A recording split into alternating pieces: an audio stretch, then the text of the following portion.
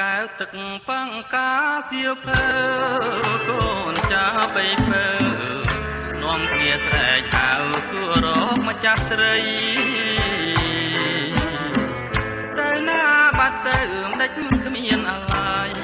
ស្រនងរាត្រីតែស្រីធ្លាប់តែងបត់លេងចិត្ត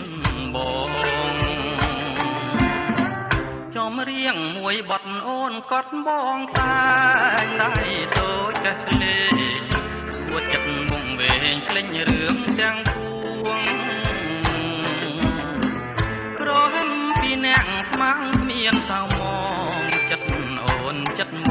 ងវិញជាចំណងសងសូមជួបគ្នាអេលើអាផងតែងចាងចំគេស្អប់ចំរៀងចោលបងកុំព្រាចង់គៀងកែវទឹកសៀវភៅគ្រប់គ្នាមិនដឹងឆ្នាំណាម្ចាស់អ្នកមេត្តាវិលមកវិញឡើយលាប់នឹកសងខឹមញញឹមចិនរាល់ពេលថ្ងៃលិចដៃក្តិចមន់លែងភ្លេងលេងល្វើយល្វើយពេលនេះបត់លេងតែមិនចប់ឡើយគ្រាន់គ្នាទៅហើយអូនអើយតែចប់លុះអូនវិលវិញ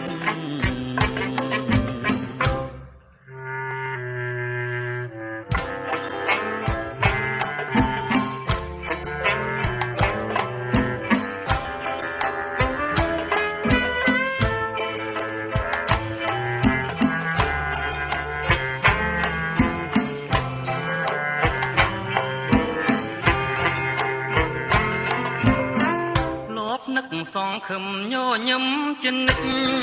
រាល់ពេលថ្ងៃលិចដៃក្តិចមិនលែងភ្លេងលេងល្វើយល្វើយ